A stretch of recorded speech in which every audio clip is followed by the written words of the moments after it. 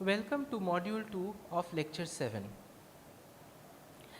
In the last module, we saw that for operations within a simple data flow graph within a basic block and for temporary registers within a simple operation constraints graph within a basic block, their corresponding resource sharing models can be formed using interval graphs. And we can find the minimum number of registers required to implement a set of temporary variables within the operation constraints graph, or the minimum number of functional units required for each type to implement the behavioral operations within an operation constraints graph can be obtained in polynomial time using graph coloring of the conflict graph corresponding to the operations or the registers in the operation constraints graph within a simple basic block.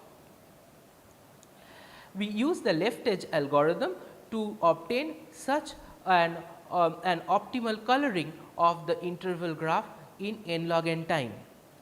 We saw that here n is the number of operations or the number of temporary registers that we have in the graph, and we need to sort the elements at the start of the algorithm in terms of the left edges of their intervals, and this amounts to the n log n complexity of the left edge algorithm.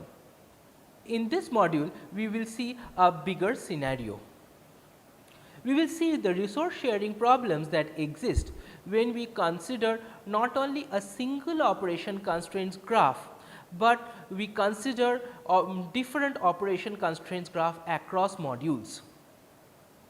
Now, we need to understand that within a single operation constraints graph there are no controls statements, there are no mutually exclusive operations, there are no branches, and there are no loops. But however, when we consider resource sharing, when we attempt to consider resource sharing across modules, across operation constraints graph in different modules, we need to also consider the control flow structure, the loops, the branches in those modules. So, in this we will look at this broader problem, and we will take simple examples to understand what is the actual problem that we have in hand.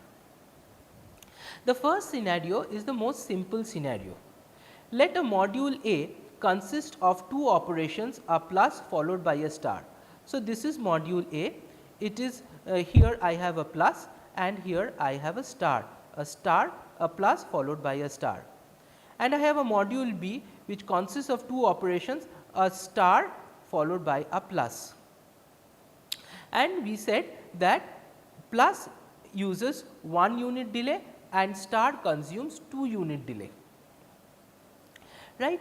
Now, let us consider a module M1 here, which calls module A followed by module B. So, it first calls module A and then calls module B. We see that here this is very simple, A and B are not concurrent, and hence all operations are also not concurrent, and we can apply the simple interval graph method to solve it, and the left edge algorithm will give me the maximum resource sharing for module 1. Now, let us complicate the situation just a bit.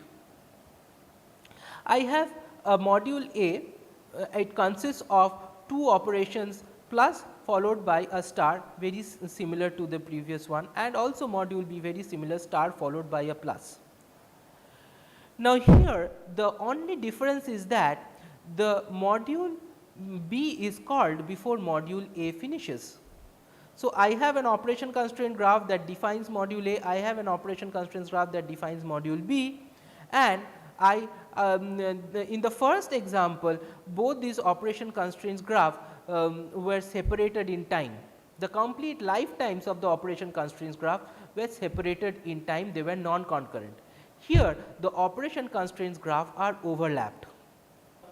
Module 2, here is a module 2 that calls both module A and module B. Module 2 has a call to A at time t equals to 1 and a call to B at time t equals to 3.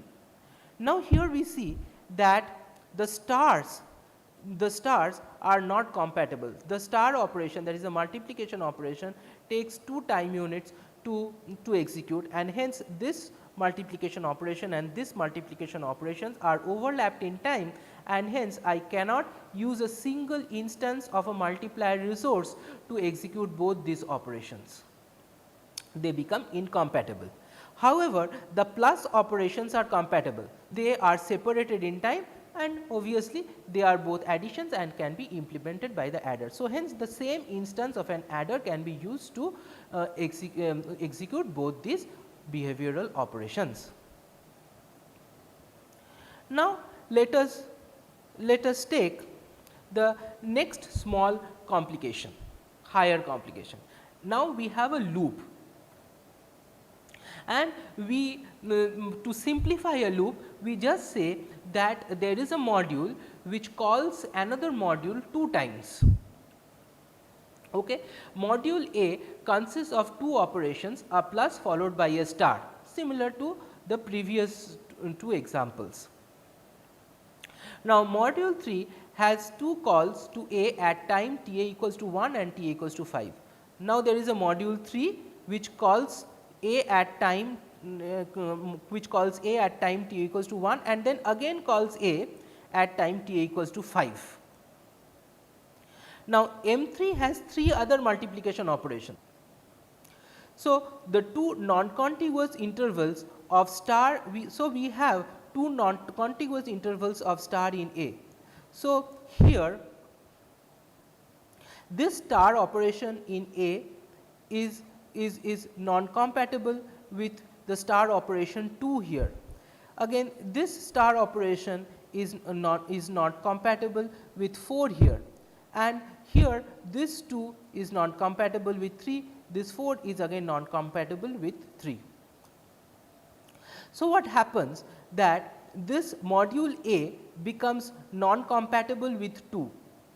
Why module A is non-compatible with 2? Because module A does not complete before 2 begins. So, 2 is a distinct multiplication operation, A is another module. So, A and 2 are conflicting, and hence I have an edge in the conflict graph between A and 2. Similarly, I have an edge between 2 and 3 because 2 and 3 overlap. I have an edge between 3 and 4, right. I have an edge between 3 and 4 because 3 and 4 overlap. I have an edge between A and 4 because 4 and A overlap in time. But what we see here is that there are 2 distinct intervals now for this module A, and it is no longer a single continuous interval, and hence the conflict graph is no more an interval graph. It is not even a chordal graph. We have a cycle of length 4 and we do not have any chord which connects non-consecutive edges, non-consecutive vertices, and hence this is not a chordal graph. So, therefore, the addition of this simple call here, we call a module 2 times with these 3 additional multiplication operation makes this graph a non-chordal graph, and hence the graph coloring algorithm on this conflict graph therefore becomes NP complete, and we need to apply enumerative techniques. Now, let us take another type of complication, which is branching. Now, we assume that all operations, there are simple one type of operation in this example, all operations take 2 units times. So, start times of the operation T A is at time step 1, T B starts at time step 3, T C and T D are 2 mutually exclusive operations and they both start at time step 2. Now, C and D being mutually exclusive are compatible, although they execute at within the same time step. Because they are mutually exclusive, they can be implemented by the same resource instance, because either C or D will execute, both C and D will never execute, they are mutually exclusive by this branch. And because of this mutual exclusion between C and D, there is not a chord between VC and VD in the conflict graph. And therefore, again we have a non-chordal graph here. Why? Let us see how. There is an A here, A and B are compatible, A and B are compatible, and hence there does not exist an edge in the conflict graph. A and C are not compatible, and here A and C have an edge.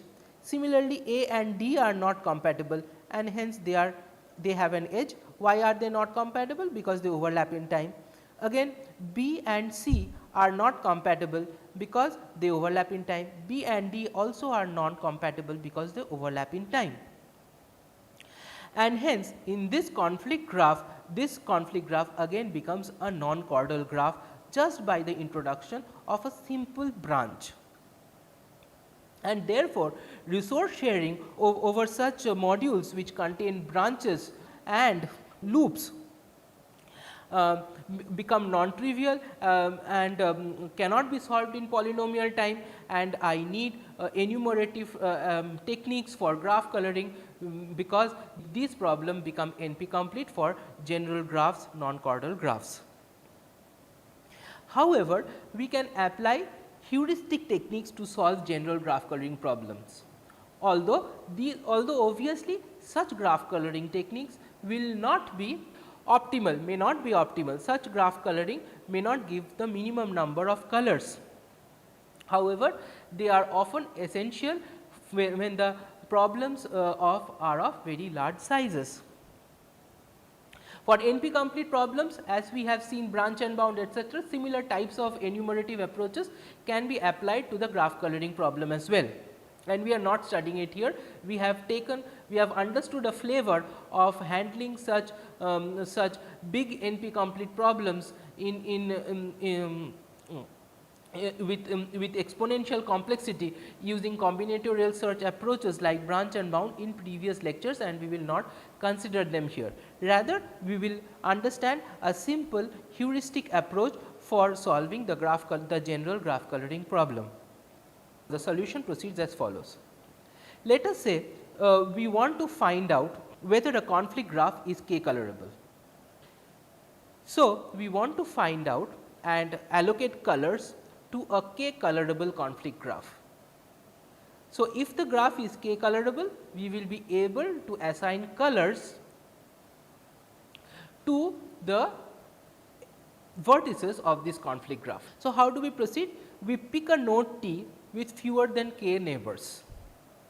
So, in the conflict graph we pick a node T with fewer than k neighbors. Then we put T, that is the node we have chosen, and put it on the stack and remove it from the graph. So, after we take this node out of the conflict graph, the edges adjacent to it also move away. Right. Now, this exposes a few more nodes with less than k neighbors possibly.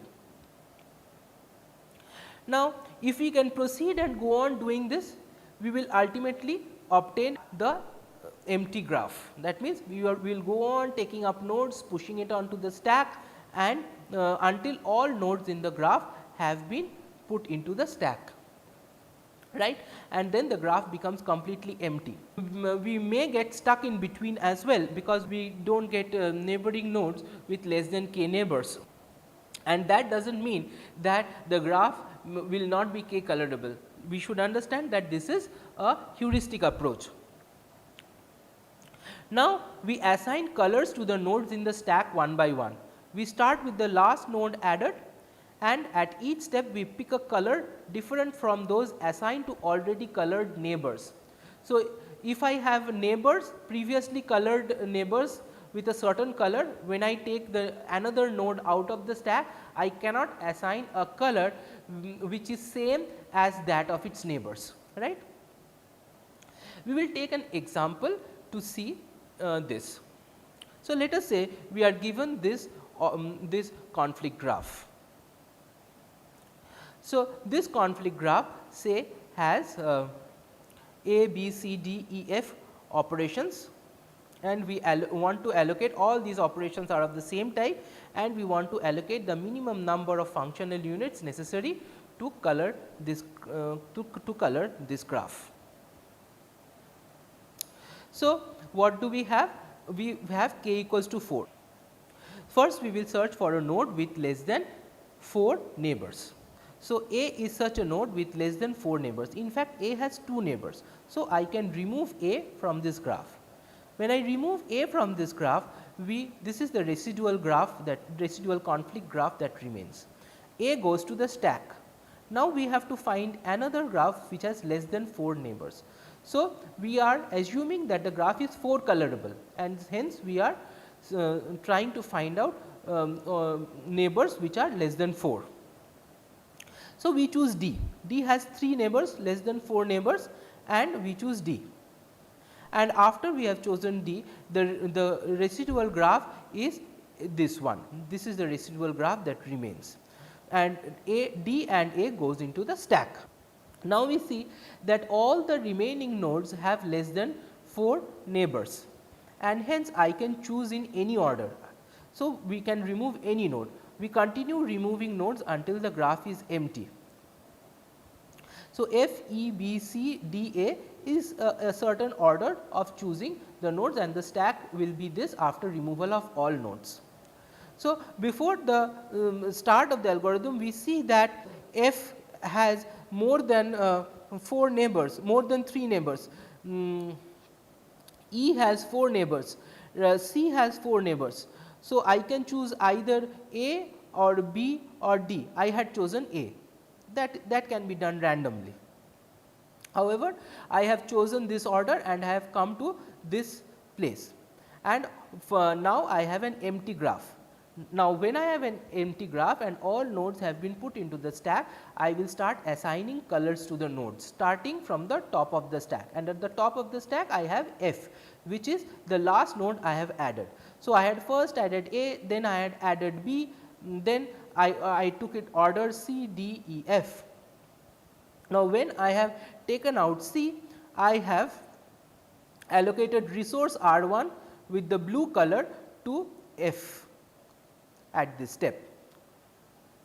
Then I take out the next color E, and we see that E and F share an edge, and hence I allocate another distinct resource R2, resource 2 and color it red, and I use a distinct resource because they share an edge. Now, I take out edge B, and we see that B has an edge with both F and E, and hence I cannot use the colors blue or red, and I have used black here. So, I need another instance of the resource. So, I have already used 3 instances of the resource for executing F, B and E. Then I remove C, and I see that C also shares an edge with each of the previous nodes, each of the previous operations, and therefore, I have to allocate another different color, say pink, to this node. Now, I take out D. We see that D and B do not share an edge, and hence D and B can have the same color. So, the same resource instance can be used for both operations B and D. Resource instance R3 black can be used for both B and D. And at last, I take out A. We see that A and E can have the same color because they do not share an edge, and the same resource can be assigned to both of them. Hence, I have been able to allocate all the operations of my operation constraints graph using 4 colors from the corresponding conflict graph that I have by obtaining a coloring of the conflict graph using 4 colors. This is a heuristic graph coloring methodology for general graphs. Now, we must understand that, like we said, that across modules, when there are loops as well as branches, conflict graph becomes non-chordal and becomes a general graph, and polynomial algorithms do not exist for coloring. For functional units, we studied that a similar thing happens for registers as well. because let us say this is an operation instance multiplication and this operation floats its output on a particular register. Suppose I allocate a functional unit f1 to this multiplication operation. Then there are two distinct intervals in which the functional unit must hold operation 1. Similarly, there will be two distinct intervals for the corresponding temporary register at the output of this multiplication operation, and hence the register implemented will have two distinct intervals and will not be a simple interval graph anymore, and hence the register coloring problem or the register allocation problem will also become a general graph coloring problem, which is NP complete, and one of the methods by which we can color such a general graph is by the graph coloring method that we just studied. We come to the end of module 2 of lecture 7.